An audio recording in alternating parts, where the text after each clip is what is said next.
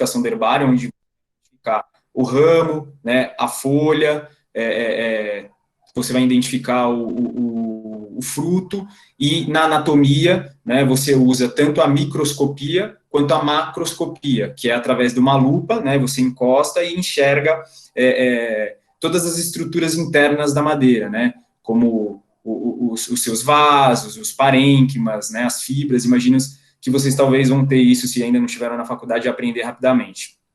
Então, eu trabalhei 2 anos e meio com isso lá. A gente fazia treinamentos de policiais, né, tanto Polícia Federal, Polícia Ambiental, mas infelizmente, por questões burocráticas, e a gente sabe que dentro da política é muito complicado, chegou próximo a uma das eleições e nós fomos demitidos, né, e o projeto acabou. Ia ser lançado agora um livro com 100 espécies de identificação, onde nós, uma equipe de 6 pessoas, conseguimos desenvolver, né, esse livro. Então, são as espécies mais utilizadas da Amazônia, na maioria da parte ali, que vem daquela região norte, até um pouquinho para o lado ali, né, do Nordeste, que são as madeiras que são mais utilizadas para realmente fazer móveis e etc. aqui na parte do Sudeste e região. E esse livro, ele vinha com uma chave de identificação para você correr essa chave, né? A ideia nossa era o quê? Que esse livro fosse entregue para os policiais e para os madeireiros, para evitar comprar gato por lebre, né? Comprar madeiras que sejam ilegais, certo? E ia sair agora na Semana do Meio Ambiente, mas infelizmente com a pandemia, nosso livro ficou parado, né? Vamos ver, logo mais pode ser que saia. E eu acabei saindo desse projeto, procurei serviço na área novamente, fiz alguns serviços que eu faço de levantamento florístico, alguns laudos de poda de árvore, mas estava meio difícil também. Eu peguei e falei, eu vou voltar para a área de vendas. Voltei, e novamente, depois de um tempo que eu já estava há 1 ano e meio, mais ou menos, trabalhando, surgiu uma oportunidade que foi de trabalhar na Prefeitura de Guarulhos. Aí fui trabalhar na Secretaria do Meio Ambiente, trabalhei como responsável, junto com um rapaz, da poda e retirada de árvores da cidade de Guarulhos, né? Então, era nós que fazíamos os laudos, autorizávamos, né? Foi um trabalho muito legal, onde aprendi muitas coisas, fiz algumas implantações de alguns parques dentro da cidade de Guarulhos, aprendi um pouco sobre implantação de árvores, né? Plantio, transplante. Então, foi muito interessante, absorver bastante coisa, apesar de ter ficado lá 6 meses, mais ou menos, né? Que eu peguei bem o final da época do PT, lá do partido. Quando acabou as eleições, eles perderam, e aí, quando novo partido chegou, eles não quiseram saber do pessoal que já estava lá, né? Isso é normal. Mas eu nem em Guarulhos votava, sou de São Paulo, mas tudo bem. Acabado esse projeto também, voltei novamente procurar emprego na área, ficou difícil e tal, continuei fazendo alguns serviços esporádicos, como eu sempre fiz, mas aí voltei a trabalhar. Depois de 1 ano, mais ou menos, e meio, de novo, eu consegui achar a oportunidade aí onde eu estou hoje, da fábrica de árvores, né? Hoje eu trabalho aqui como biólogo, mas como também representante comercial, né? Estou juntando as minhas duas capacidades aí que eu fui desenvolvendo ao longo do tempo, né? Então, hoje eu vou falar um pouquinho para vocês do viveiro, que com certeza hoje é o viveiro mais moderno do Brasil, tá? E conforme for falando, pessoal, eu conversei com o Lucas, eu acho que é mais legal a gente responder as perguntas no final, porque acho que algumas perguntas que vão surgindo eu já vou respondendo no decorrer. E vão anotando aí, por favor, tá? Deixa eu colocar aqui a apresentação.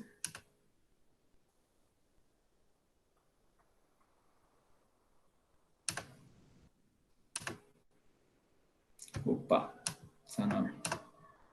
Vou voltar aqui.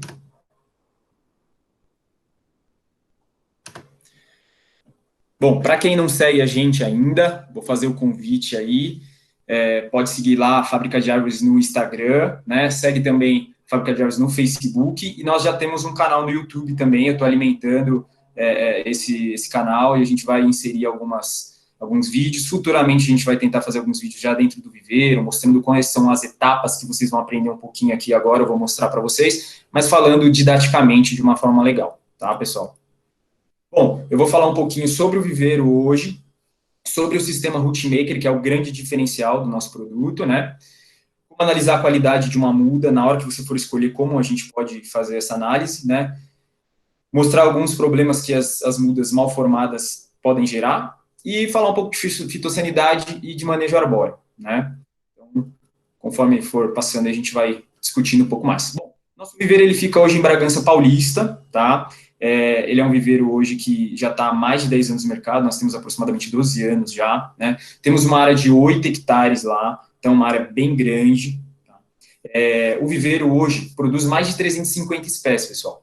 Dentro dessas 350 espécies, nós hoje focamos muito mais em nativas do que exóticas, ok? Por quê? Já se entende que é muito interessante, né? Na verdade, ecologicamente falando, é importante você ter um plantio de árvores que vão atrair uma avifauna ou primatas, qualquer tipo de animal que possa dispersar essas sementes, né? E que possa também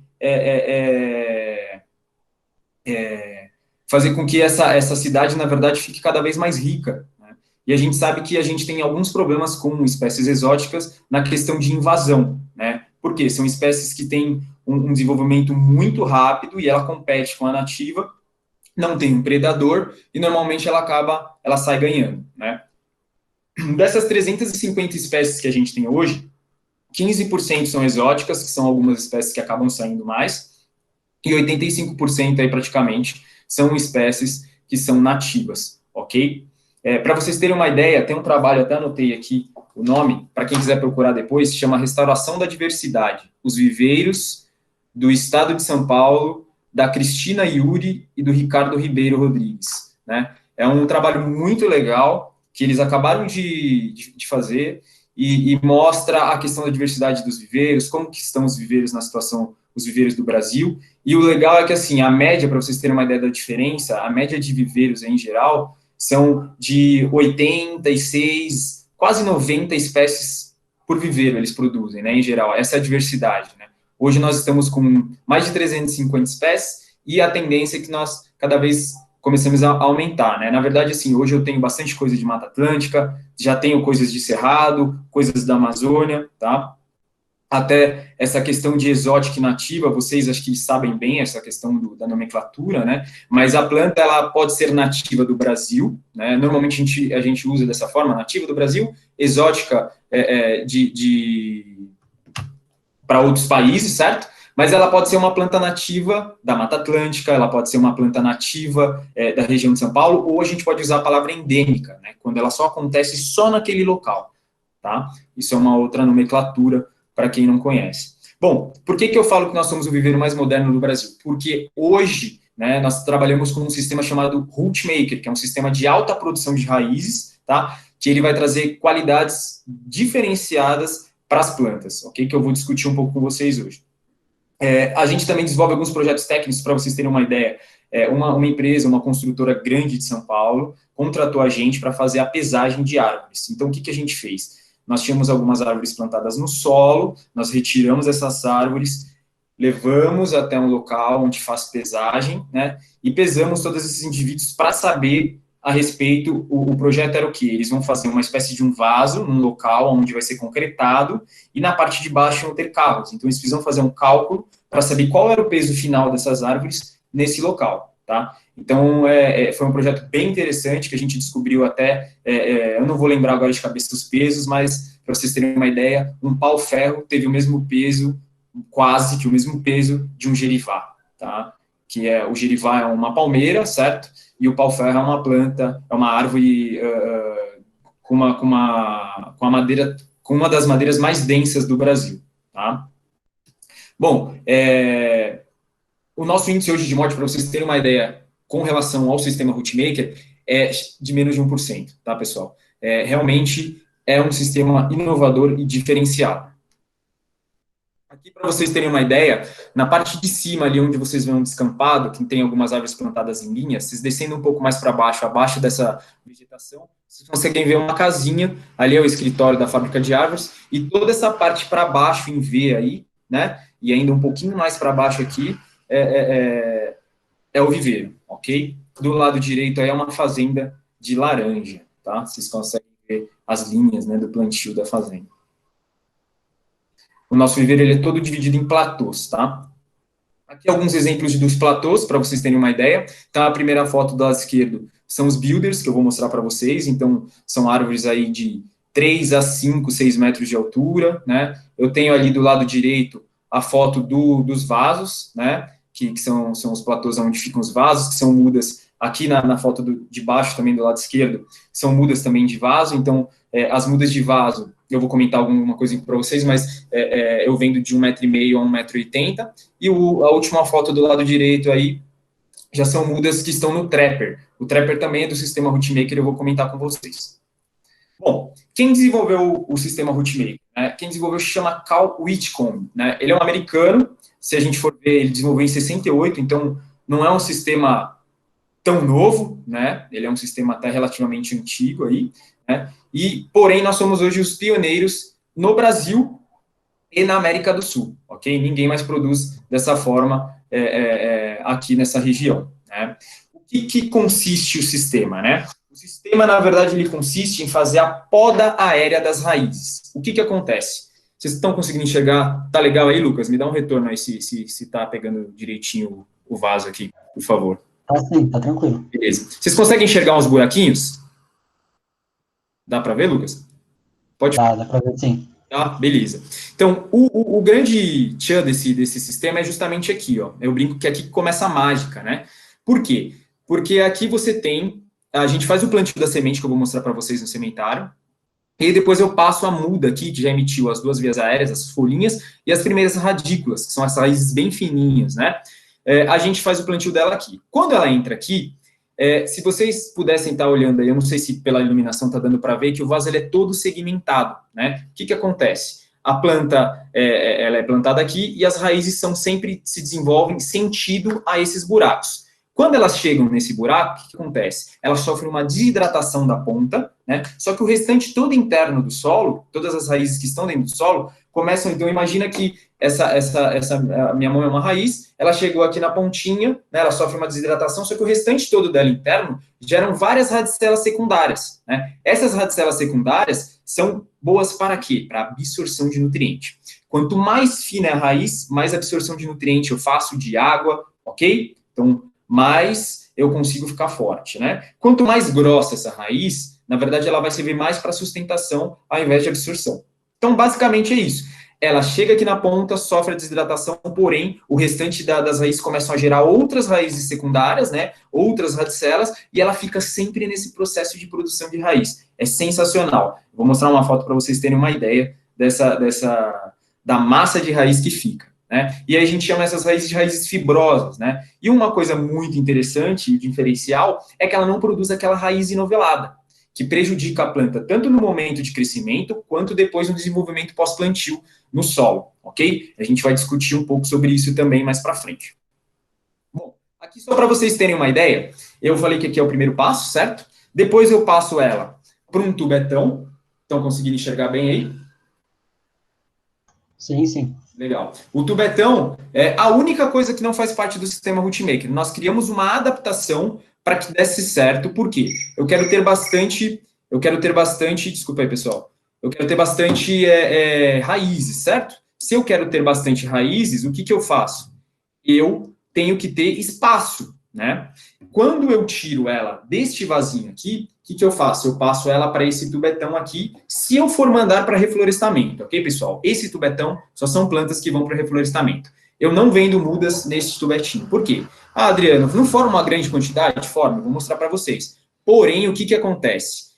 O maior problema, na verdade, é o quê? Você tem ainda, se você for parar para pensar num local onde a planta vai ficar em ambiente hostil, né, vamos dizer assim, ainda é uma quantidade pequena. Né? Tanto que aqui, quando eu passo para o tubetão, se a planta ainda não for motorrão, como a gente diz, eu não vendo essa espécie, ok? Se eu não mando para reflorestamento, o que eu faço? Deste vasinho aqui, eu passo ela para o próximo passo, que é este vaso aqui, ó, tá? Esse vaso aqui vão ser onde eu vou vender essas mudas que eu falei para vocês entre 1,5 e 1,80, né? E ele também segue o mesmo processo, não sei se vocês conseguem enxergar os buraquinhos, né? Ele também é todo segmentado, tá vendo? Ó? Ele tem as segmentações e os furos aqui para o mesmo processo de poda aérea, ok?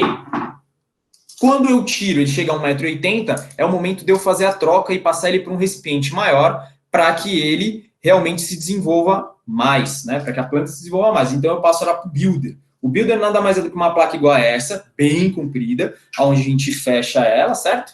E aí vocês notam que ela tem um monte de furinhos, tá vendo? É justamente dessa forma aqui, tá?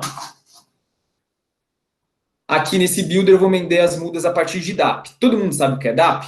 Se quem não sabe, eu vou explicar. DAP nada mais é do que diâmetro da altura do peito, ou seja, foi criada uma regra onde você mede a mais ou menos 1,30 m, certo?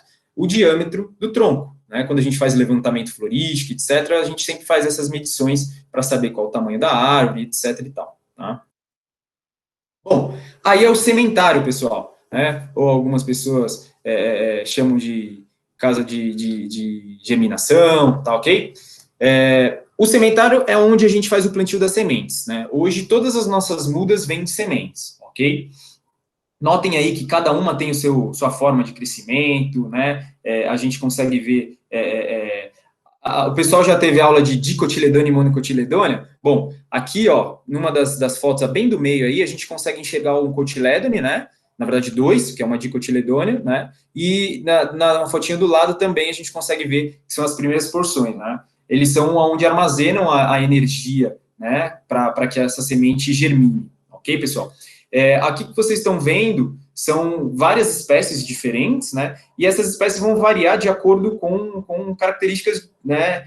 Algumas espécies, para vocês terem uma ideia, as mitáceas, né? A gente chama de sementes recalcitrantes, ou seja, são sementes que a gente coleta elas, tira a polpa e já vai semear, porque não pode demorar muito tempo, senão elas perdem, né, a qualidade de germinação. Ok? Existem outras espécies que já são mais difíceis de germinar, que a gente chama toda semente tem uma dormência, né? O que é essa dormência? Ela vai estar relacionada ao ambiente. Então, ela pode sofrer, na verdade, sim, para ela quebrar essa dormência, ela precisa ou de umidade, ou de temperatura, ou de luminosidade, certo? São fatores que vão influenciar para que essa planta tenha a quebra de dormência. Em alguns casos, a gente pode cortar uma pontinha dela para que ela germine mais rápido, friccionar ela em alguma coisa, numa lixa, numa peneira, né? Tirar a polpa. Existem várias formas. Pode-se utilizar ácido, né? Existem várias formas de quebrar essa dormência, tá? Então, esse é o primeiro passo. Algumas sementes germinam com 3 dias, outras sementes vão demorar aí, às vezes, 1 ano, né? Se algumas palmeiras ou mais, ok? Então, isso vai variar muito de acordo com a espécie. O próximo passo é o processo de repicagem, ou seja, eu tiro essas plântulas que vocês estão vendo nessa primeira imagem de cima, certo? E vocês notem ali as radicelas que eu falei para vocês bem fininhas e passo ela pro vasinho que eu mostrei para vocês, que é esse vasinho aqui, ok?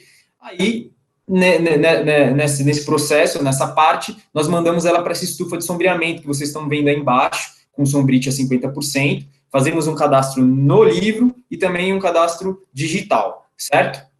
Então, é preparado aí todo o substrato, tá? E a gente coloca elas lá. Também aí, em média, elas vão ficar de 3 a 6 meses, de acordo com a planta, com a espécie. Algumas crescem mais rápido, né? As pioneiras, principalmente. Já as secundárias, algumas têm um crescimento um pouco mais lento, ok? Basicamente é isso. O próximo passo é o processo de rustificação, ou seja, tá vendo essa imagem aí do lado direito? A gente coloca ela já no sol, para que ela já se adapte, né? Para que a planta não sinta quando ela já estiver crescendo e se desenvolvendo. Então, notem aí a massa de raiz que eu falei para vocês. Olhem a quantidade de raiz, de radicela, né, que forma nesse torrão. Olha que coisa linda, né? A gente até tem uma copaíba na parte de cima e o de baixo é um pau-viola, tá, pessoal? Então, vocês notem até a forma diferente, né, do enraizamento de uma espécie para outra. Uma é mais vertical, né, e a outra ali é um pouco mais lateralizada, né, vamos dizer assim, dicotômica, certo? Então, vocês notem que fica no formato certinho do vaso, né? Esse processo também dura aí pelo menos uns 2, 3 meses, e aí a gente passa ela para o próximo passo, como eu falei para vocês. Se for para reflorestamento, vai para tubetão. Em média, as mudas estão aí na altura de 1 metro, ok? Então, notem aí, eu tenho 1,75 de altura, você vê que tem uma aí que está mais ou menos da minha altura, se a gente descontar o torrão, certo? Algumas mudas que são pioneiras acabam crescendo um pouco mais, outras demoram um pouco menos, né? Ó, vou falar para vocês mais ou menos as espécies para vocês terem uma ideia. ali é uma gabiroba, um pau-viola, um jabuticaba, um cedro e um araribá, tá? Então, são algumas espécies que a gente tem lá. Aqui a gente tem os outros processos, né? Que aí, se eu não mando para reflorestamento, eu deixo todo dentro do sistema rootmaker. Então, do lado esquerdo a gente tem os vasos, no meio o builder, e do lado direito o trapper. O trapper, ele é parecido com uma bag tradicional, porém ele é microfurado. Então, ele também segue esse processo. Na hora que a raiz chega lá na pontinha, ela também sofre a poda aérea, que a gente chama, ok? Eu falei um pouco sobre as espécies ali e lembrei de uma coisa que eu acabei esquecendo de comentar com vocês. Hoje, a questão das espécies que eu falei para vocês, nós temos uma variedade muito grande de espécies nativas, principalmente frutíferas, né? Só para vocês terem uma ideia de mirtáceas, que é a mesma família da jabuticaba, pitanga, cambuci, grumichama, uvaia, cambucá, cambuí, gabiroba, bom, centenas de espécies. Todas essas plantas são nativas dos nossos biomas, né? São plantas que são comestíveis, certo? Muito boas, né? Quem nunca experimentou uma dessas plantas, eu aconselho vocês irem atrás para experimentar. Brumichama, a cereja do Rio Grande também é uma delícia, são muito doces, né? O cambuci é uma planta maravilhosa para fazer suco. Então, são algumas espécies que a gente pode encontrar, tá? Fora outras espécies que eu não estou comentando aqui, mas a família da mirtácea é uma família muito interessante. E dentro do sistema ainda tem o CNIT, que é um sistema que é um telado, onde a gente faz o plantio no solo, certo? Então, assim, essas plantas ficam até um determinado momento, ela impede que as raízes fiquem extremamente grossas, notem aí que vocês conseguem ver elas um pouquinho mais, né, fininhas assim, saindo. O que a gente faz? Nós tiramos ela do solo, né, tiramos esse sistema e plantamos ela dentro do builder ou do trapper, né? Aí essa planta continua se desenvolvendo e crescendo, ok? Então, também esse sistema aí, ok? Bom, quais são os grandes diferenciais do sistema Rootmaker e os principais benefícios que eles trazem, né? Primeiro, eu tenho uma excelente adaptação e uma resistência muito maior do que no sistema tradicional, por quê? Porque tem uma grande quantidade de radicelas, eu tenho muita massa de raiz, certo? A facilidade de pegamento nada mais é do que o quê? A resistência da planta começar a se desenvolver naquele ambiente, né? E aí eu tenho um menor número de estresse, né? A minha morte é praticamente nula, como eu falei para vocês, né? A gente tem um índice hoje de menos de 1%. Bom, as copas ficam maiores. Mas por que as copas ficam maiores, Adriano? Porque eu tenho mais absorção de nutriente, eu tenho mais boca, né? Me alimentando, então eu formo uma copa muito mais bonita, certo? Se eu tenho uma copa mais bonita e tenho mais raiz, o meu desenvolvimento pós-plantio é muito superior ao sistema tradicional, certo? Eu tenho mais copa, faço mais fotossíntese. Eu tenho mais raiz, absorvo mais nutriente, certo? É lógico. E a aceleração do amadurecimento da planta. Se a gente parar para pensar, um IP, um jequitibá, um jatobá, vamos mais ou menos aí colocar de 7 a 10 anos para começar a florir e frutificar, certo, pessoal? São angiospermas, então tudo que tem flor gera fruto, né?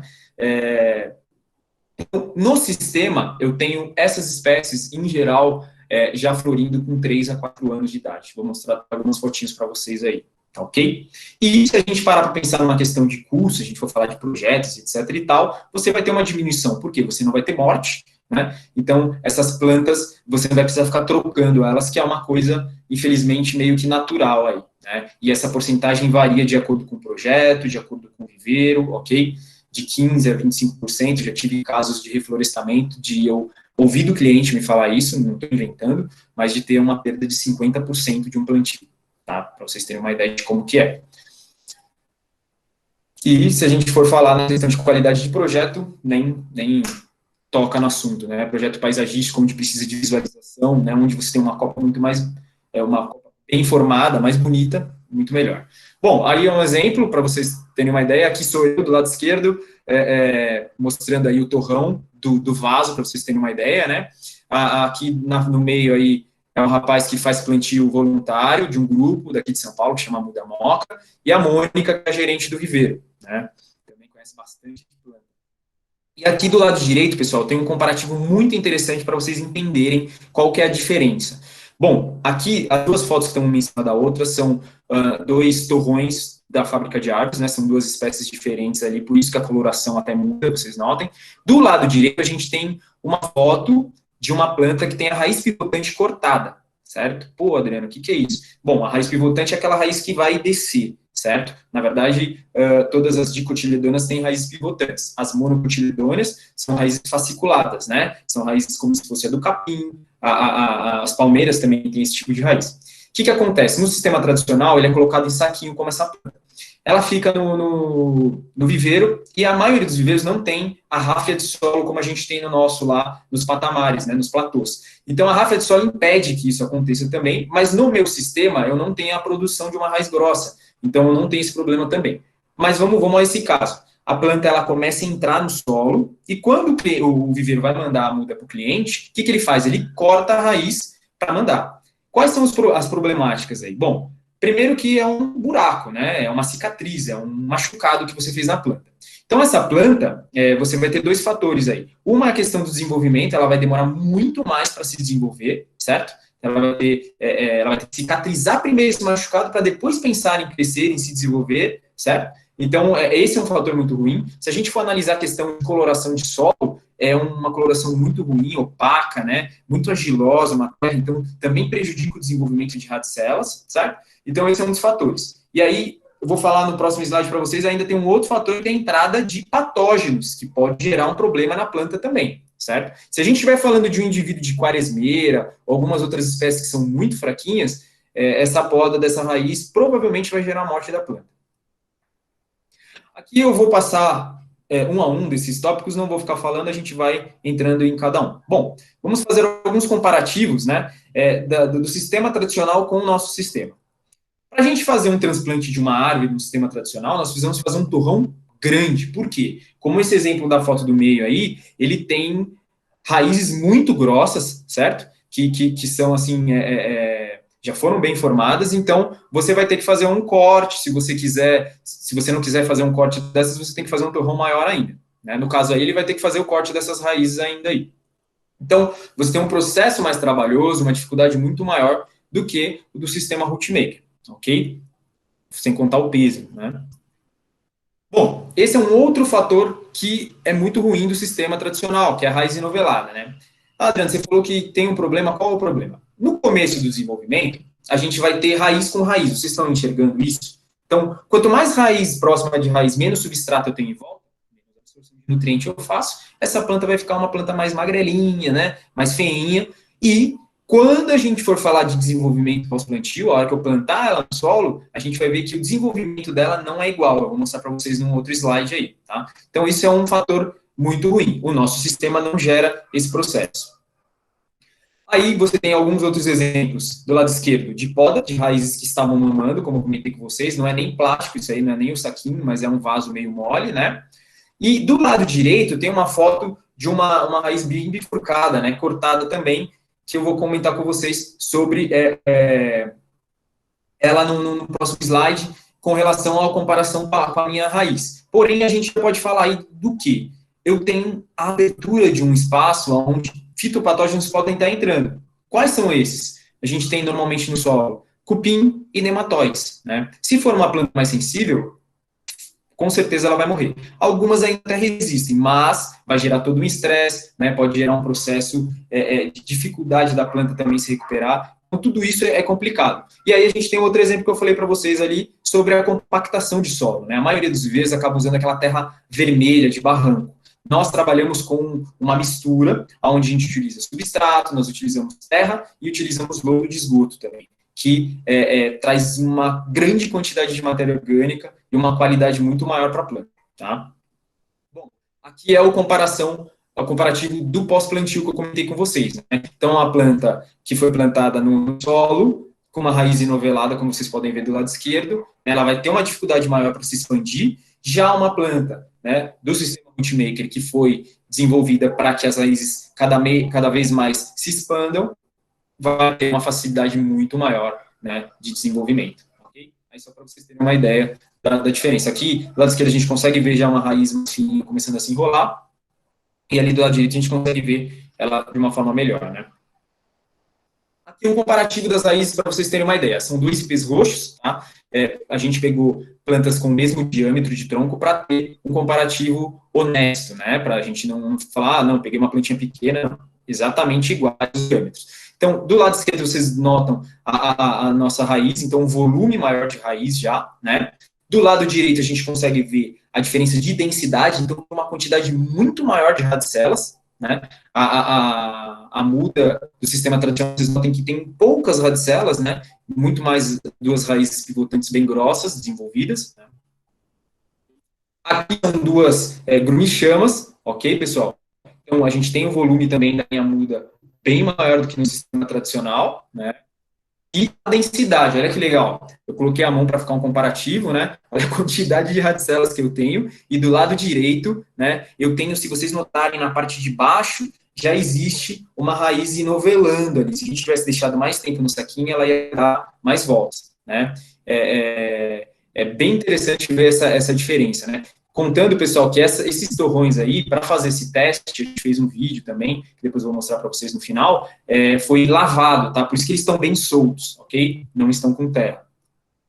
Aqui um exemplo das radicelas formadas pelo sistema Rootmaker, tanto no vaso, né, nas duas fotos da ponta, quanto no meio aí, para vocês notarem as mudas de Builder, como fica bonito, né?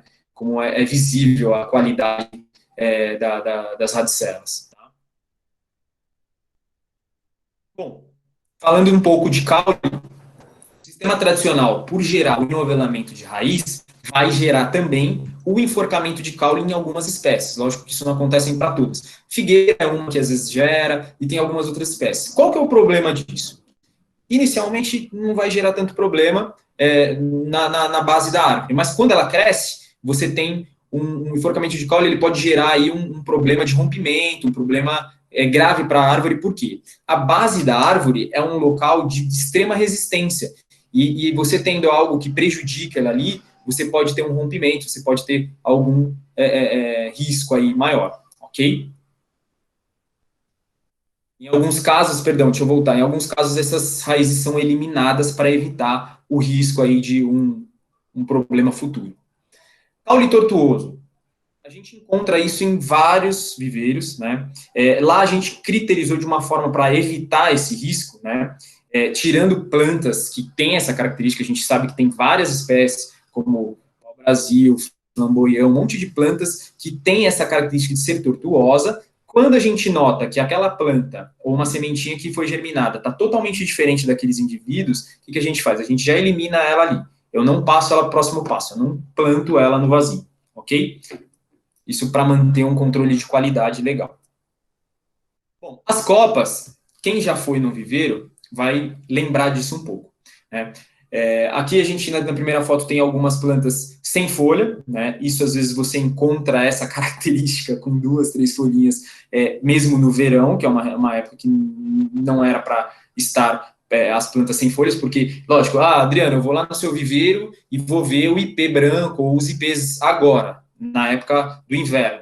Vão estar, a maioria deles, sem folha. Por quê? São plantas decíduas. Para quem não sabe, decíduas são plantas que perdem folhas. Semidecíduas perdem quase que metade das suas folhas, né? E então, assim, ou o pessoal chama de vulgarmente de caducas, né?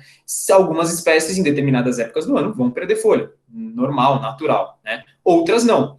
Uma outra característica que a gente tem que analisar também, que é muito interessante, é colorações de folha, né? Se a planta, no geral, está com as folhas bem amareladas, quer dizer que ela está com falta nutricional, né? Então, precisa ser adubado, precisa ter um trabalho de auxílio. Eu trabalhei no viveiro das prefeituras e, infelizmente, é muito ruim a qualidade, né?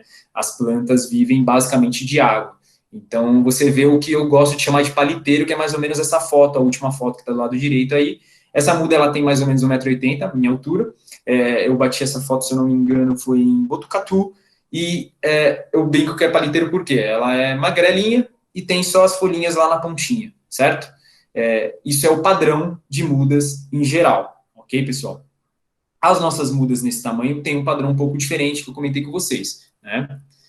Aí são esse exemplo. Do lado esquerdo, a gente tem aquele comparativo que eu mostrei das raízes para vocês, mas aí é só mostrando a copa, né? Então, a minha copa é a copa da esquerda, a da direita do sistema tradicional, vocês notem a diferença de tamanho, né? E aí, do meu lado, vocês notam que tem algumas espécies, né? Eu tenho um agrumichama, certo? Eu tenho um tapiá no meio, e tem um alecrim do campo também, do outro lado aí, que são aquelas das folhinhas bem pequenininhas. Então, vocês notem a diferença de copa, né? O volume de copa. Plantas na mesma altura, ok? Então, para vocês terem uma ideia de qualidade, né? Visual, ok? Aqui alguns exemplos de espécies que a gente tem lá: urucum, pau-brasil, maraucária, né? Aqui embaixo a gente tem um vitex, megapotânica, a gente tem uma grumichama, algumas mudinhas de vaso menorzinhas de 1,5 m, ok? E o último ali é um jambo florido, né? Na imagem as flores estão brancas, então não dá para ver direitinho, mas é mais para vocês terem uma ideia de alguns tipos de mudas, né? Com relação à copa que eu acabei de comentar com vocês. Isso é uma coisa muito evidente, né? Muitos paisagistas, construtoras que vão visitar a gente ficam impactados justamente pela questão da beleza e o diferencial das nossas mudas. Bom, como eu comentei com vocês, o crescimento pós-plantio é surpreendente, é mesmo.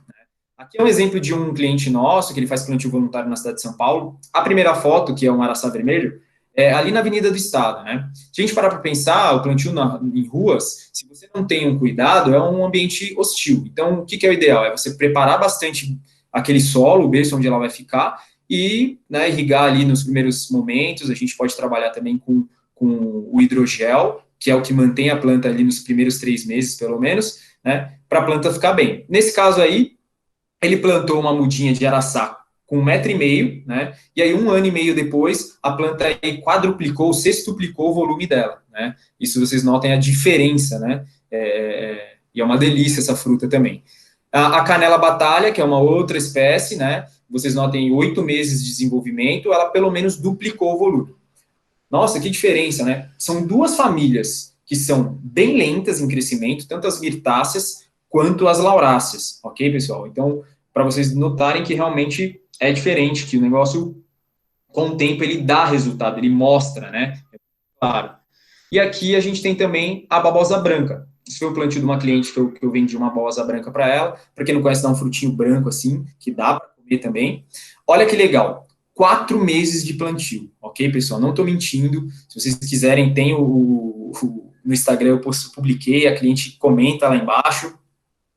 Olha a diferença. Pô, Adriano, mas não cresci em altura. Não, não cresci em altura, mas olha o volume de copa, olha quantas folhas ela gerou a mais, né? Lógico, 4 meses é muito rápido para ela crescer. E outra, aquilo que eu comentei, cada planta tem um desenvolvimento, né? Algumas crescem muito rápido, outras demoram mais. Mas olha a diferença de volume, certo? Então, para vocês entenderem realmente quão eficaz é o sistema Rootmaker. Aqui, a questão da aceleração do amadurecimento que eu comentei com vocês, né? Olha aí, eu tenho um IPzinho com 1,40 m, roxo florindo já, né? E aqui também eu tenho um açoita cavalo em tubetão com 6 meses já florindo. Lógico que assim, não são todas as espécies que vão florir com 6 meses, né?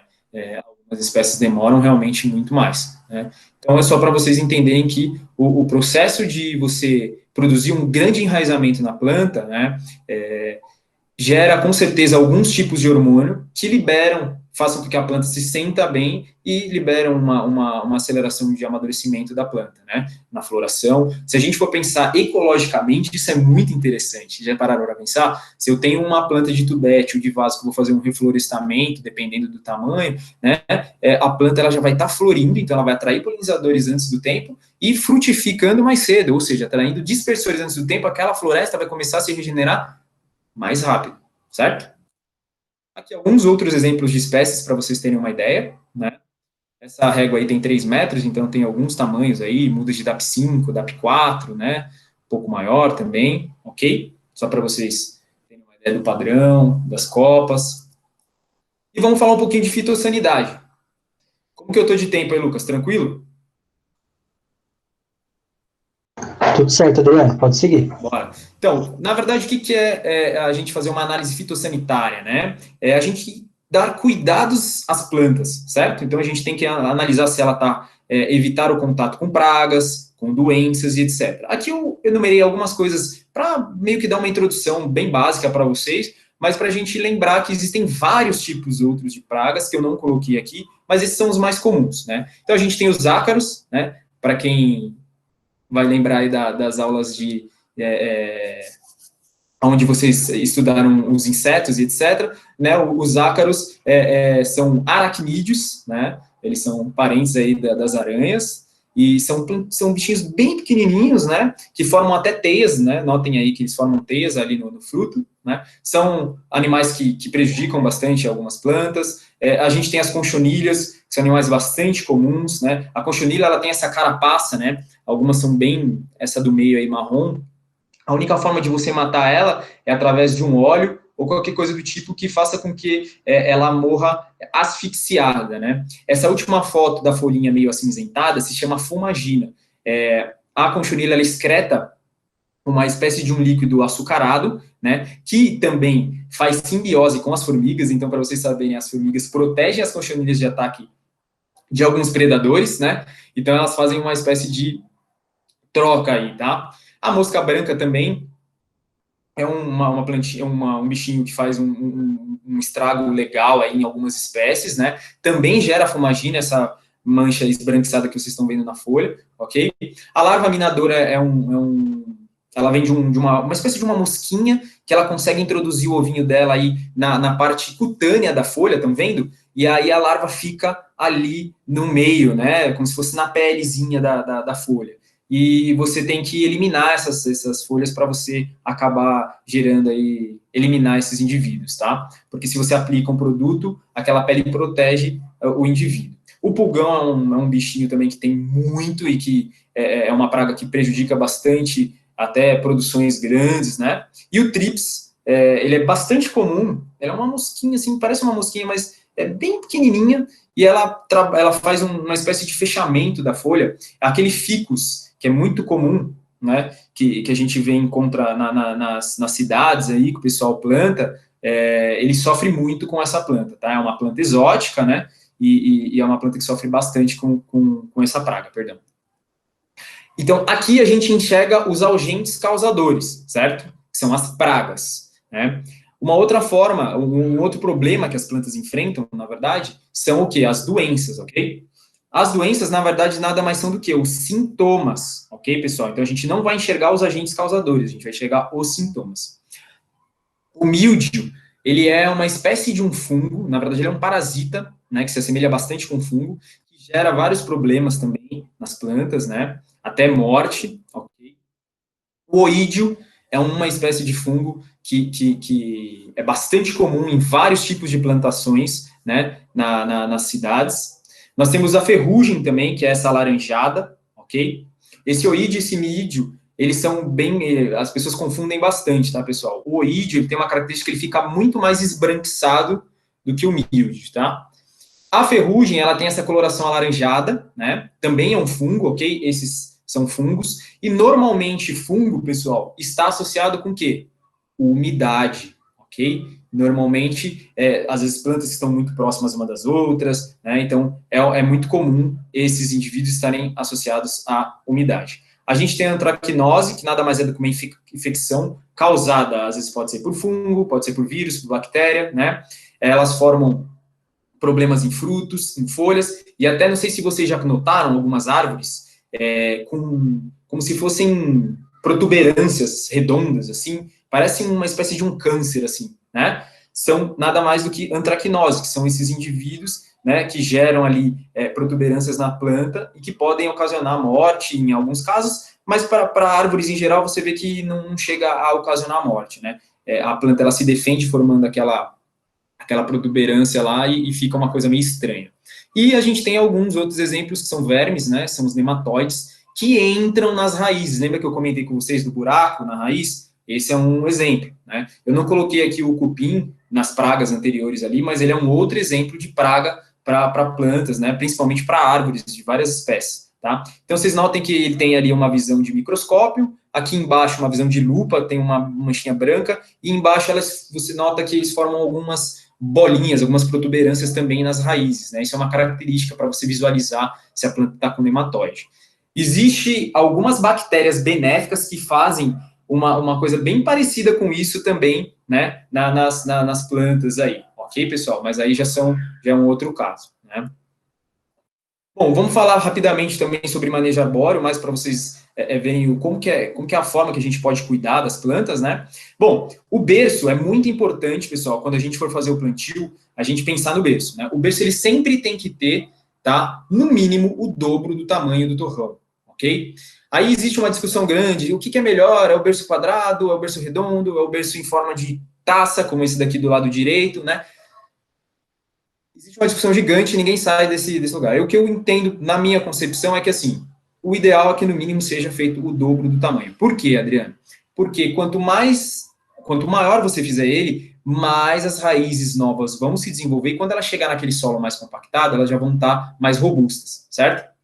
Uma outra coisa legal de comentar é que a gente tem que fazer um pouquinho mais fundo também, né? E depois você completa com esse solo que você já abriu, revolvido ali, para o quê? Para deixar também mais fácil para a planta, com a sua raiz pivotante, começar a se desenvolver mais no solo, né? Ali a gente fez o processo de calagem, certo? Para quem não sabe, calagem é feito com calcário dolomítico. Para que serve a calagem? Para diminuir o pH do solo. Você diminuindo o pH do solo, deixando ele entre 5,5 a 6,5, você faz com que os nutrientes que estão naquele solo sejam disponibilizados de uma forma melhor para as plantas, ok? Então, as plantas conseguem absorver de uma forma melhor esses nutrientes. Então, a gente pode fazer uma mistura com solo de qualidade, um bom substrato, com matéria orgânica de qualidade. Esses adubos podem ser Ns, eu não vou entrar especificamente aqui agora em alguns, mas a gente também pode utilizar aí NPK, né, que são os adubos minerais, ou algumas pessoas chamam de inorgânico, né, que são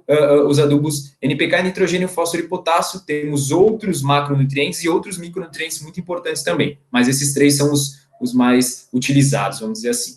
E aí, do lado direito, a gente vê como que é o certo, né? Toda vez que vocês forem plantar, pessoal, não arrastem, não rolem, não girem o torrão. O torrão é uma parte muito importante, então vocês vão movimentar ele com maior cuidado, vão apoiar bem próximo ao berço, igual no nosso caso aí, a gente indica que faça um corte em cruz, levante o plástico, certo? E desça ele suavemente até o fundo do berço. Colocou ele no berço, aí sim, você tira o restante do plástico e aí cobre aquele solo com aquela mistura que você fez, certo?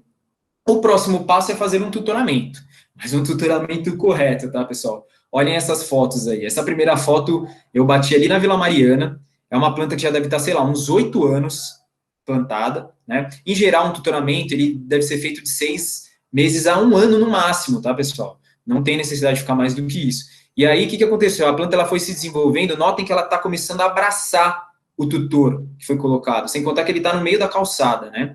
Ali você nota no meio, o tutoramento foi mal feito, então a planta já está sendo machucada por causa do desenvolvimento dela, né? E aqui embaixo também, ó, a planta ela está crescendo, foi amarrada com barbante e ela vai começar a crescer e vai engolir esse barbante.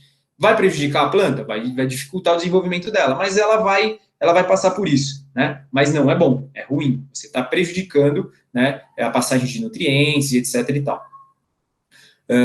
O que acontece, né? Se a gente afeta o câmbio, que é a parte externa, né, eu posso ter um risco, né, a planta ela puxa a seiva bruta do solo, certo? Passa pelas raízes no centro interno da árvore, chega até as folhas, das folhas ela faz o processo de elaboração através da fotossíntese e gera a seiva elaborada, que desce pelas laterais, bem próximo à casca. Né? Por isso que quando as pessoas anelam as árvores, que é uma coisa criminosa e que é crime mesmo, né? Você pode multar uma pessoa por isso, a planta morre, porque a seiva elaborada não chega até as raízes, ok? E do lado direito a gente tem a forma correta, né? Hoje já existem algumas cintas plásticas que você consegue puxar, né, essa planta dos dois lados, como a gente vê aí no exemplo do resedar, e embaixo o nó em 8, né? O nó em 8 você passa ela, depois cruza essa corda que você vai fazer e amarra. Por quê? Conforme a planta vai crescendo, esse nó ele vai expandindo na planta e aperta o tutor que está do lado dela. Né? E a gente tem uma imagenzinha, sempre você colocar o tutor após o torrão, nunca fincar ele no torrão, tá, pessoal? Bom, isso aqui é um exemplo que eu quis trazer para vocês verem a questão de uma problemática muito grande que a gente tem hoje nas cidades, né? que é, na verdade, a falta de entendimento, a ignorância das pessoas no sentido de conhecer, de entender, né, e dar a melhor forma de vida, da possibilidade da árvore viver de uma forma melhor. A gente sabe que hoje a cidade ela encontra vários problemas, nós temos um grande problema de que calçadas não são adaptadas para ter árvores, né, várias calçadas são muito pequenas, nossa cidade, infelizmente, não foi planejada da forma correta, né, e aí a gente tem alguns exemplos aí de coisas muito estranhas, né, a gente tem uma primeira foto ali onde já existiu espaço para que a planta ficasse respirando, mas foi um indivíduo lá muito inteligente e cimentou aquele local ali, né.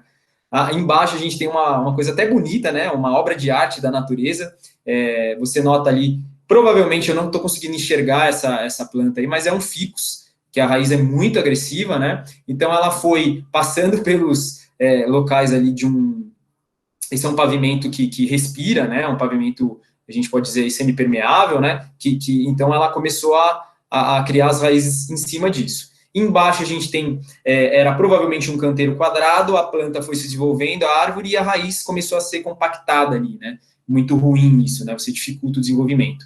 Do lado direito a gente tem um buraco na base, então isso aí é uma questão, precisaria até ser feita uma análise nessa árvore, ver qual o tamanho dessa lesão, para ver se ela não está comprometendo a base e essa árvore não corre o risco de queda, né? Mas por que ocasionou isso? Porque ela foi cimentada na base, estão vendo? A gente chama isso de sufocamento de caule, né? A planta não respira, você sufoca a base dela e ela provavelmente vai chegar a cair como caiu esse indivíduo aí grande, né? E embaixo a gente tem um outro exemplo de uma calçada, onde a raiz foi crescendo, ao invés do indivíduo fazer como no quadrinho correto aí, abrir um pouco mais, certo? Não, ele foi cimentando e a raiz foi quebrando, né? As pessoas não conseguem ter a consciência de que quanto mais espaço você dá para ela menos ela não vai quebrar a calçada, né? Agora, quanto mais você compacta ela, né, eu vou cimentando em volta dela, ela vai quebrar toda hora. Então, tem as formas corretas, aí alguns exemplos de calçadas interessantes, né, para que a planta tenha espaço para respirar e para que não sofra nenhuma lesão no caule. Esse exemplo dessa árvore grande aí, a gente tem alguns fatores aí, né? Você nota que a pista está molhada. Com certeza, num dia de chuva forte, de ventos fortes, a planta ela fica muito mais pesada, certo? E aí, se ela não tem uma raiz de qualidade, isso vai dificultar, né, a estrutura da planta e, com certeza, ela tomba do jeito que ela tombou aí, com raiz e tudo. Eu participei de um projeto não, uma apresentação dentro do Iguatemi, do shopping, né, e tem uma empresa que faz esse trabalho de análise de solo, eles têm um scanner que eles conseguem escanear, então, no caso ali, para o Iguatemi, eles prestaram o serviço de fazer o projeto de análise de canos e ver as raízes das árvores, porque tinham árvores muito grandes em alguns estacionamentos. O que eles notaram? Que provavelmente são árvores muito antigas, criadas no sistema tradicional, lógico, e aí a planta ela não tinha raiz de todos os lados. Então, na hora que eles escanearam, a planta ela tinha raiz só de um lado, ou seja, aquele outro lado, existia um risco sim, num dia de um vento muito forte, ela tombar em cima de um carro, né? Basicamente é isso, tá, pessoal?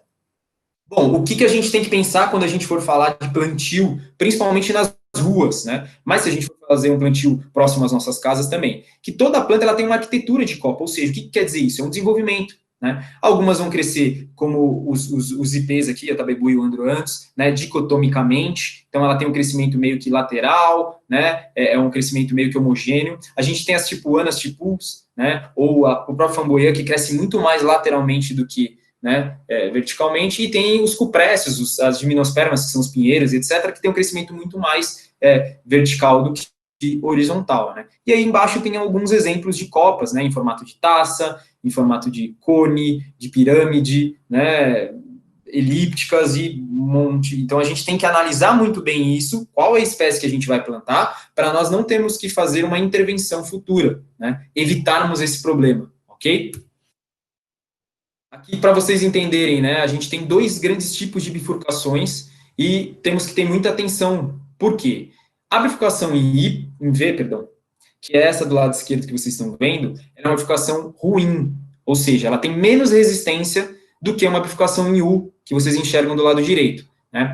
Então, existe uma chance muito maior de rompimento dessa bifurcação do que na de U, né? Então, o ideal seria, como está mostrando na imagem do meio aí, fazer um corte, certo? sempre em 45 graus, e deixar o ramo que estiver um pouco mais retilíneo. Aqui, para vocês terem uma ideia, nessa imagem do corte olhando de cima, né, o tronco, vocês conseguem notar aí uma fissura no meio. Então, isso pode gerar uma infiltração de água e apodrecimento da base da árvore e a planta cair também sem você saber. E aqui, na parte do meio, também tem alguns exemplos de corte, né? Um corte a 45 graus, que é o primeiro que aparece aí dos tronquinhos pretos, é o ideal. Se eu faço um corte muito longo, a planta não consegue cicatrizar, né, num ângulo maior do que 45 graus, e você tem um problema futuro que eu vou mostrar para vocês aqui. Falando um pouco mais de poda rapidamente, a gente tem um exemplo aqui de plantas frutíferas, né, que ele mostra um exemplo de como você fazer poda de plantas frutíferas. Por quê? A parte de cima ali, que vocês notem que é correta, o que ele quer dizer com aquilo? Eu vou deixar ramos mais na parte de baixo, porque se é uma planta frutífera, eu tenho que o quê?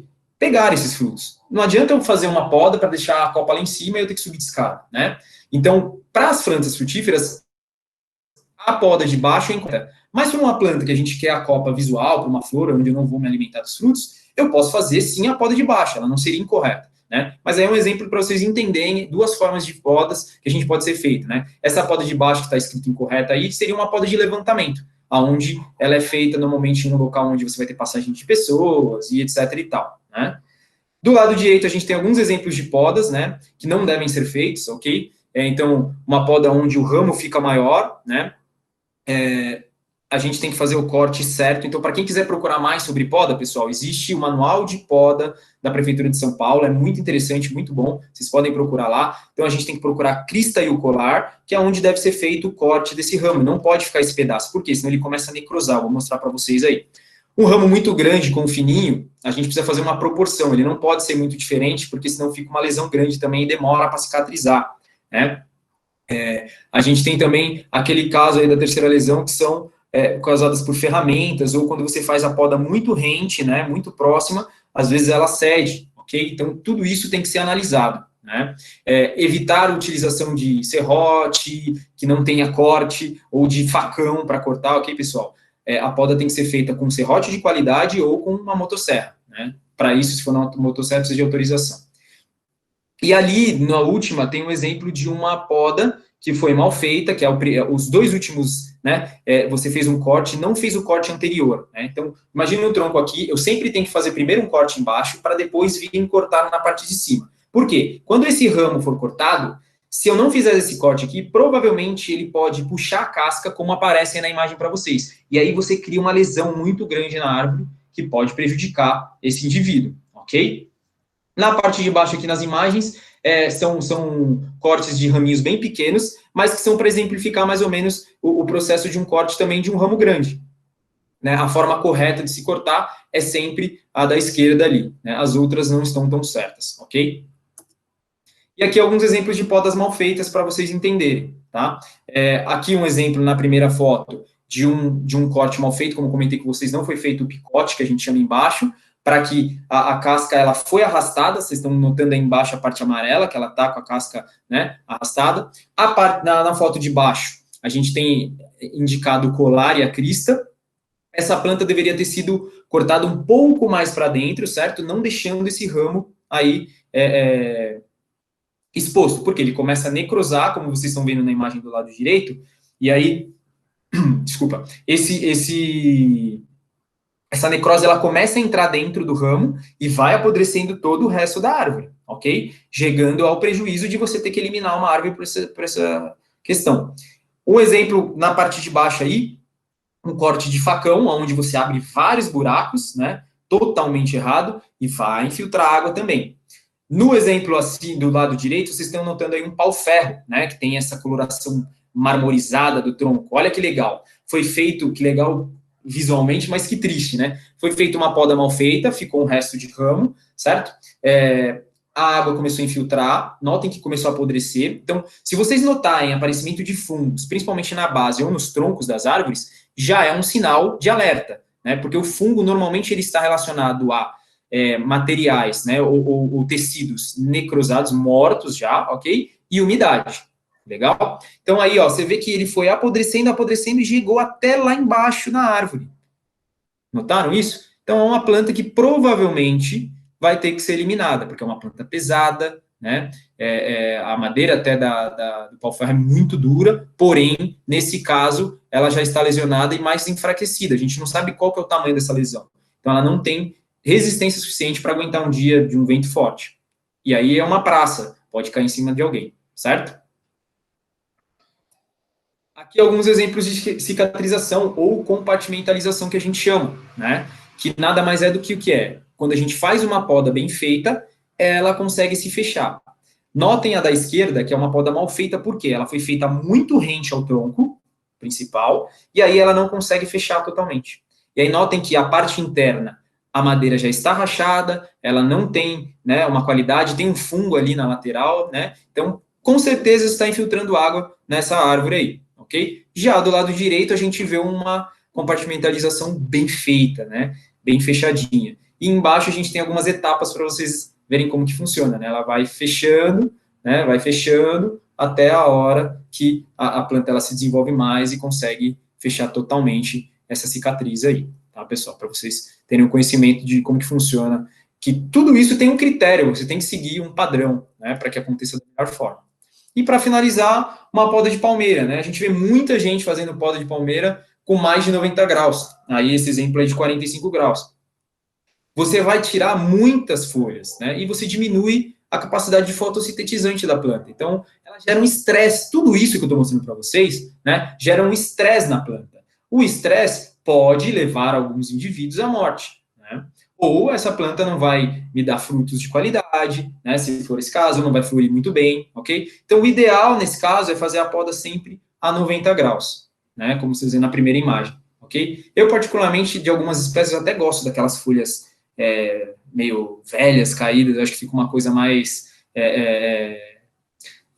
nativa, mais natural, né, mais exótica, assim, no sentido de visual, tá? Bom, ô Lucas, eu vou tentar colocar o vídeo aqui. Esse vídeo é um vídeo de apresentação do viveiro e o outro vídeo é sobre o sistema Rootmaker, tá? São mais ou menos 2 minutinhos cada vídeo, tranquilo com relação ao horário? Tranquilo, Corai, tranquilo. Eu só não sei se o áudio do vídeo vai passar pra gente, porque por causa Então da você me avisa? transmissão. Qualquer Beleza, coisa, manda no WhatsApp aqui que eu vejo, tá? tá ok.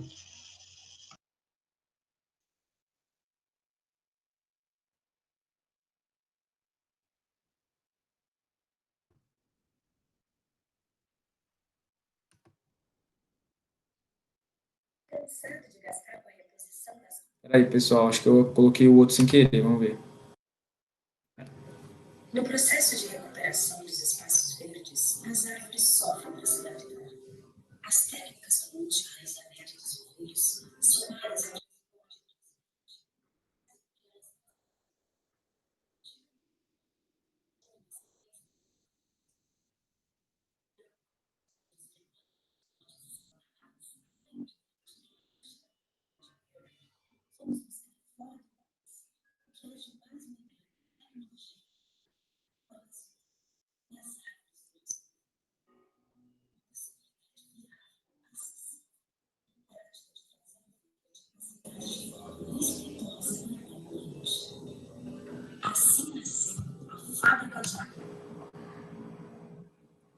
tá ruim o áudio, Lucas? Sim, sim, por conta da transmissão a gente não consegue ouvir direito, ele fica Eu baixo. mando esses 2 vídeos para você pelo WhatsApp e aí você disponibiliza para as pessoas. Ou melhor, ó, pessoal, quem quiser, tá disponível no YouTube, tá? Então podem entrar no canal do nosso YouTube lá, sigam a gente, certo? E aí vocês assistam os 2 vídeos. Tem os 2 vídeos disponíveis no YouTube. Aqui agradecendo vocês, tá? Tem o contato da Mônica, que é a gerente do viveiro, que também faz a parte comercial. Ah, eu acabei colocando meu nome aqui como Mônica também. Me desculpem.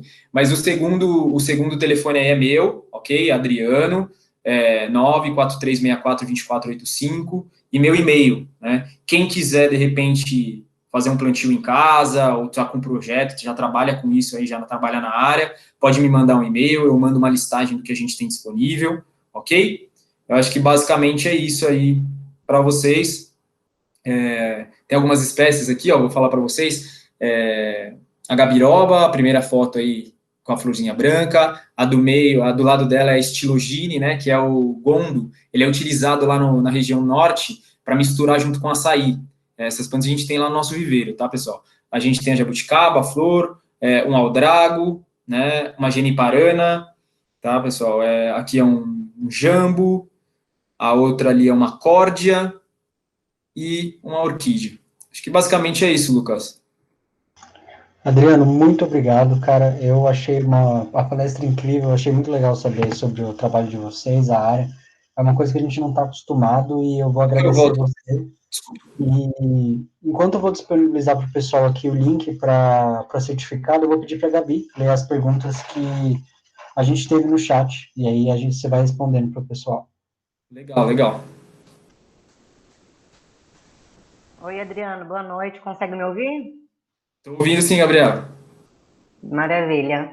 A primeira pergunta foi da professora Maria Esther.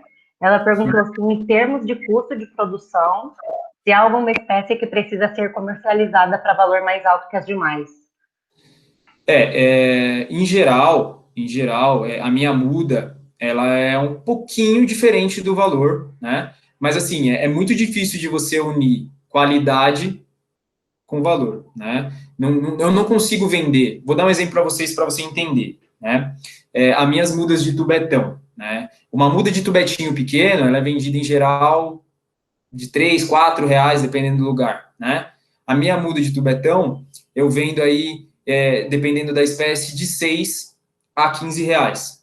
Lógico, se a pessoa comprar em quantidade, eu consigo melhorar muito mais o valor, né? Mas isso vai variar muito, mas é muito difícil de você ter. Vocês viram a comparação, né? Como que eu vou fazer uma comparação de uma muda daquela que eu brinco, que eu chamo de paliteiro, com uma planta do meu lado ali, né? Então, assim, tem uma diferença de valor, mas é uma diferença de valor se a hora que você parar para pensar em qualquer projeto, você tem reposição de mudas. Então, você tem essa diferença de valor, não vai gerar um prejuízo. Na verdade, pelo contrário, vai dar.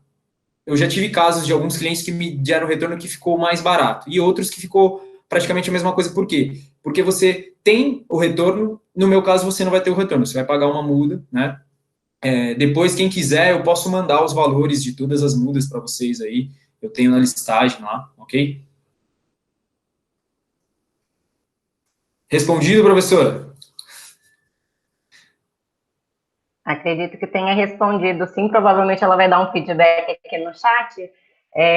A próxima pergunta, no caso, é minha, e acredito que seja dúvida de mais algumas pessoas que estejam assistindo, que é sobre estágio. Como que é o estágio nessa área? Na fábrica de árvores vocês trabalham com um estágio remunerado ou mesmo voluntário? Então, agora nessa situação eu não sei te dizer. Eu sei que, assim, desde que eu entrei, não, a gente não teve caso de pessoas procurando, mas eu posso verificar, sim, não é um problema, não, pelo contrário. Eu acho que o estágio voluntário, tranquilo de fazer. Aí eu precisaria conversar com nossos diretores lá, mas se tiver, as pessoas quiserem participar, a gente pode, sim, bater um papo, de repente você toma essa frente aí, e a gente pode conversar, eu vejo a oportunidade, mas eu acho que sim, que não tem problema nenhum. Acho que a gente está lá para, na verdade, divulgar, desenvolver, mostrar para vocês como que funciona e passar esse aprendizado. Não vejo problema, não. Mas eu sei que já teve estagiário, sim. Eu estou lá, vai fazer quase 2 anos agora, mas antes de mim eu sei que teve alguns estagiários. Bacana, show de bola, muito obrigada. Depois você me manda um e-mail e aí a gente alinha isso, vai conversando. Perfeito, eu anotei aqui seu e-mail e o número também, aí qualquer coisa eu mando sim. Muito obrigada Qualquer coisa mesmo. pode pedir para o Lucas, qualquer informação que vocês não conseguiram pegar aí, pessoal, pode pedir para o Lucas que eu passo para ele e ele encaminha para vocês aí, tá ok? Maravilha. A outra pergunta que teve foi da Maiara. Ela perguntou, com todas essas características que você citou de copa, raiz, etc., quando a planta é escolhida para plantio, é levado em conta a fauna que pode ser atraída? Desculpa, o final eu não consegui entender. Você pode repetir, por favor? Claro. Ela perguntou se, levando em consideração todas essas características que você tinha citado, de copa, raiz, se quando vocês escolhem a planta para o plantio, se é levado em conta a fauna que pode ser atraída. Então, aí depende, porque assim, a gente atende lá diversos tipos de projeto. Eu atendo paisagistas, eu atendo uma pessoa normal, um cliente, vamos dizer assim, final, que quer plantar um pomar na casa dele, eu atendo reflorestamento, eu atendo plantio para construtoras de novos empreendimentos, então, assim, isso vai ser muito relativo. Quem define isso normalmente são ou os paisagistas ou as pessoas que estão solicitando. Eu, em alguns casos, dependendo da circunstância, faço sugestões, tá? Mas, às vezes, o projeto é aquele específico e o cliente quer aquilo, né? Alguns casos a gente consegue mudar, igual hoje a gente levanta muito a bandeira junto com vários outros paisagistas, né, que trabalham com a gente, a bandeira do nativo, né, de trazer coisas que são ecologicamente corretas, vamos dizer assim, né? Mas tem clientes que não querem ter a planta exótica, que é bonita, que ele viu na casa do vizinho, etc., e a gente aceita numa boa. Eu estou ali para oferecer o produto, né? Mas a gente faz sugestões, sim, em vários casos. Maravilha. Eu vou aproveitar essa parte que você comentou de paisagismo. É uma dúvida que eu tive em relação à aceitação do biólogo quando trabalha com essa área. Tem algum problema do pessoal de paisagismo, ou mesmo de arquitetura e urbanismo, em relação ao biólogo? Boa pergunta, ótima pergunta. Na verdade, eu vou dizer para você que, assim, eu conheço muitos paisagistas, muitos são muito inteligentes, com muito conhecimento técnico, mas tem muita gente também que não tem conhecimento técnico, tá? Ou seja, o conhecimento da parte biológica, dessa questão de nutrição, né, da questão ecológica, da importância. Então, hoje, você vê cada vez mais biólogos entrando neste meio, e eu acho que é até interessante, para quem gosta dessa área, é uma área que tem campo, né, se você fizer um trabalho bem feito, você vai conseguir achar, né, a oportunidade. É o próprio, um dos nossos paisagistas aí que trabalham com a gente, que levanta essa bandeira de paisagismo nativo, né, que é o Cardim. Ele é botânico, né, ele na verdade ele é dentista, ele se formou, trabalhou como dentista em odontologia, e aí depois ele acabou fazendo um mestrado em botânica e se especializou nisso, e hoje ele tem uma empresa de paisagismo, tem um conhecimento, né, da área. Então você nota que, assim, hoje eu faço alguns cursos de jardinagens dentro do Senac, né, eu aplico esse curso de jardinagem básica, e você vê muito que hoje o que mais falta é justamente, assim, muitas pessoas têm um conhecimento prático, mas não entendem a teoria do porquê que elas fazem aquilo, né? E eu vejo que o biólogo em si, a gente vasculha muitas coisas, nós procuramos saber. Então, eu acho que, por ter já essa facilidade que a faculdade nos traz, eu acho muito interessante essa entrada nesse campo também. Eu acho que, para a biologia, na verdade, todos os campos têm oportunidade, né? Basta você batalhar e ir em frente. Não desistir, ter força de vontade. Perfeito, Adriano. De dúvida foram essas, você esclareceu para mim agora essa dúvida que eu tinha. A professora Maria Esther também deu o feedback dela, que você tinha respondido certinho o que ela tinha perguntado.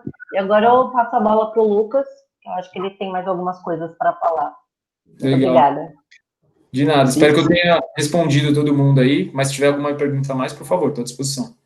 Eu tenho algumas perguntas também, mas eu quero abrir para o pessoal, se alguém quiser abrir o microfone para fazer pergunta agora também. Apareçam, pessoas. A gente está acabando, mas dá tempo ainda, e eu queria te perguntar como é a relação de vocês com os clientes. Por exemplo, quem são os principais clientes de vocês? Quem costuma comprar de vocês? E outra curiosidade que eu queria saber é, por exemplo, como vocês lidam com os pedidos. Digamos assim, o cliente aparece para vocês, ele fala, eu quero tal espécie para plantar de tal forma, e você, de repente, não tem essa espécie. A pessoa espera, ou você começar desde o começo o plantio de uma nova espécie, ou vocês só vendem o que vocês já plantam? Como é que funciona mais ou menos essa triagem de vocês? Então, bom, vamos lá. Primeira pergunta que você me fez é sobre quais são os principais clientes, né? Bom, os principais clientes hoje, na verdade, eu tenho uma grande gama de clientes, mas, assim, paisagistas e construtoras são, acho que, os maiores hoje, mas eu também atendo bastante reflorestamento, né? Então, eu atendo, para falar a verdade, vários tipos de clientes. Eu não tenho... Da mesma forma que a minha venda hoje, ela não é específica só de uma... A gente fez um levantamento mais ou menos e ficou muito bem dividido de 3 a 5%, quase que todas as espécies, né? Os clientes também, eu vou dizer para você que eu atendo vários tipos de clientes, tá? E a outra pergunta que você me fez foi relacionado a se eu consigo dar sugestões a respeito de pedidos, certo? Seria isso? Sim, mais ou menos nesse sistema, porque eu penso em comparação, por exemplo, com sistemas de fábrica mesmo, onde o cliente, às vezes, ele pede um carro sob encomenda para ele, por exemplo. Tá. Ou, em alguns casos, você tem toda uma linha de montagem já preparada para vender o Isso. produto. Como a gente fala de ser vivo, né, é muito complicado. Eu não tenho todas as espécies em todos os tamanhos, né? Isso, em qualquer viveiro que você for, você vai ver isso. Se alguém falar para você que tem, é mentira. Mas o que acontece? De repente, sei lá, eu não tenho uma espécie de araçá, né? Eu vou dar um exemplo. Hoje eu tenho lá araçá roxa, araçá vermelha, amarelo, araçá rugoso, eu tenho um monte de espécies, tá? Eu não tendo uma espécie, eu vou sugerir uma outra espécie, normalmente do mesmo gênero, né? Ou uma espécie da mesma família. Pode passar. Tá? Então, sempre eu vou fazer dessa forma, tá? Sempre sugerindo espécies que são semelhantes, né?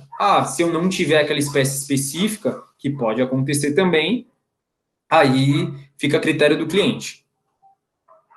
Entendi, obrigado. E a última pergunta que eu vou deixar para você também em relação aos cuidados que vocês têm do viveiro, porque acredito que não seja só o cuidado com a plantação das árvores, né, mas também a relação com o solo, como é todo esse cuidado que vocês têm, isso demanda quanto de trabalho da empresa?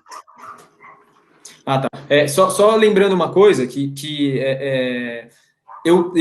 também a gente, normalmente, quando é um trabalho específico, o cara vai fazer um plantio na Mata Atlântica, no Cerrado, eu também indico espécies que sejam mais daquela região, né? Mas é aquilo como eu falei para vocês, dependendo se for um paisagismo e o cliente quer aquela muda específica, ele não vai respeitar essa questão, né? Mas a gente também indica em alguns casos. Você me perguntou em relação a todo o processo de produção, é isso? Com solo? Desculpa. Sim, os cuidados de insumos, eu diria, né, porque não é a questão só de vocês cuidarem da planta, mas também do entorno da área que vocês estão tratando.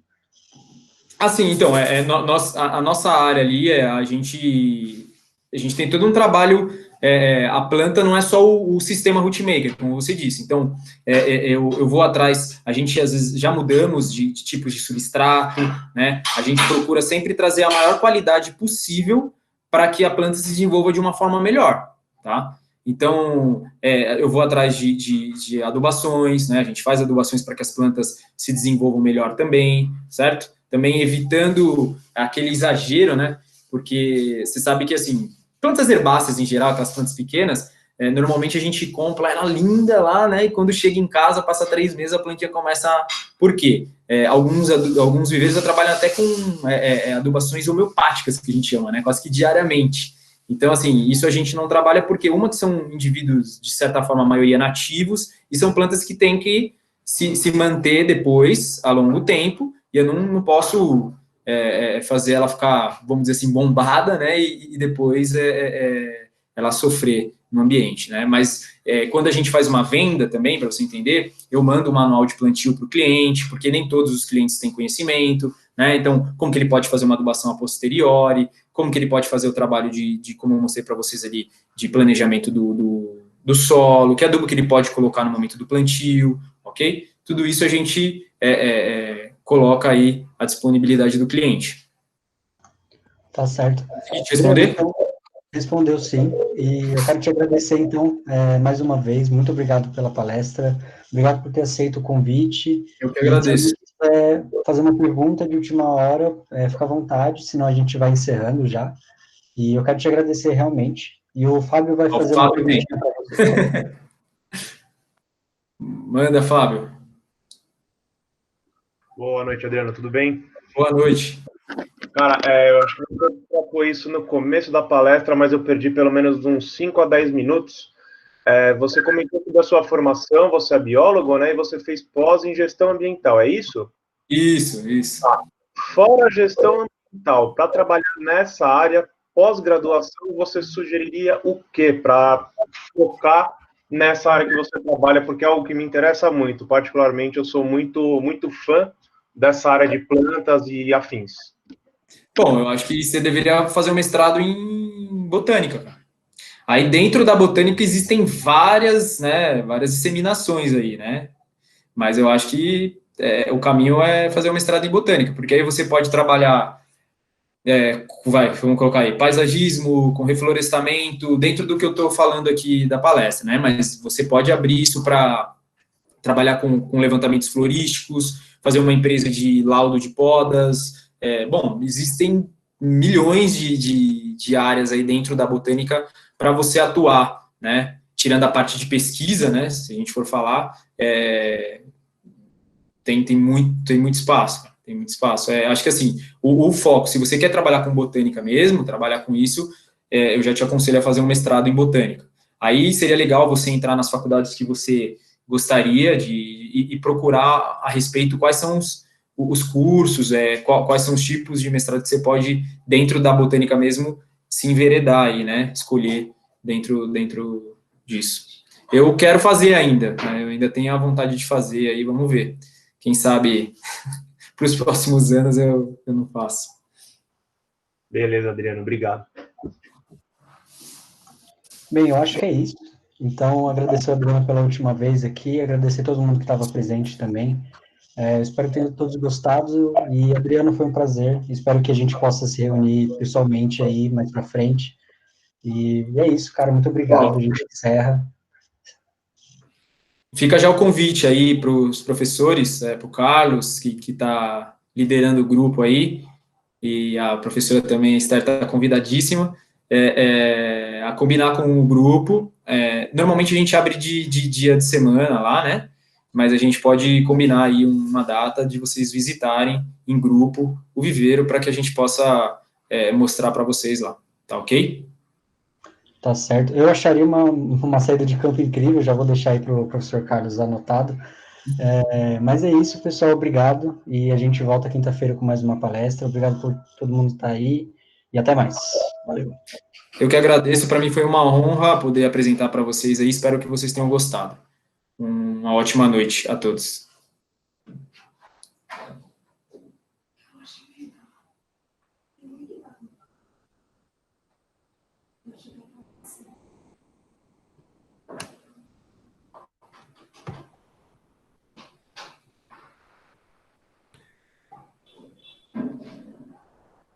Acho que é isso, né?